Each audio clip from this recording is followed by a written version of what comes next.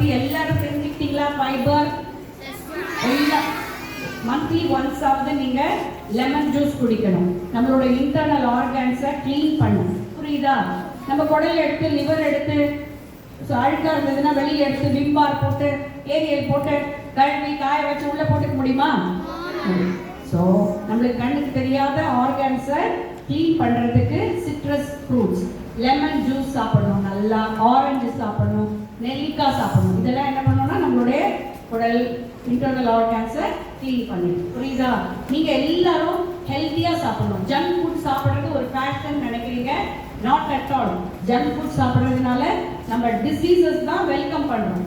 நம்ம junk food சாப்பிட்டுட்டே இருந்தால் ஒவ்வொரு டிசீஸாக நம்ம உடம்புல வந்துட்டே இருக்கும். நம்ம ஸ்ட்ராங்காக இருக்க முடியாது, ஹெல்த்தியாக இருக்க முடியாது.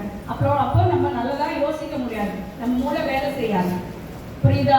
நல்ல அயர்ன் சாப்பிட்டா நம்ம ஒரு பிரெயின் வந்து சுறுசுறுப்பாக இருக்கும், பாடி சுறுசுறுப்பாக இருக்கும். ஸோ நல்ல முருங்கைக்கீரை சாப்பிடுங்க, நட்ஸ் எல்லாம் சாப்பிடுங்க. ஓகேவா? நீங்கள் ஹெல்த்தியாக இருந்தால் தான் நம்மளுடைய இந்தியாவும் ஹெல்த்தியாக ஸ்ட்ராங்காக இருக்கும். சொல்லுங்க எல்லாரும். We are the architect of future India.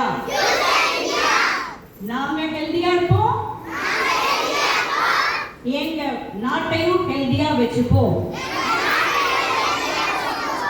Let us say no to junk food.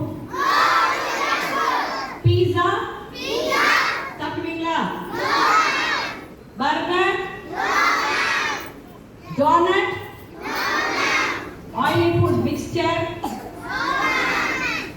எந்த ஆயிலி ஃபுட்டும் எடுங்கள். புரியுதா children? Let us be healthy and strong. Very good. Thank you.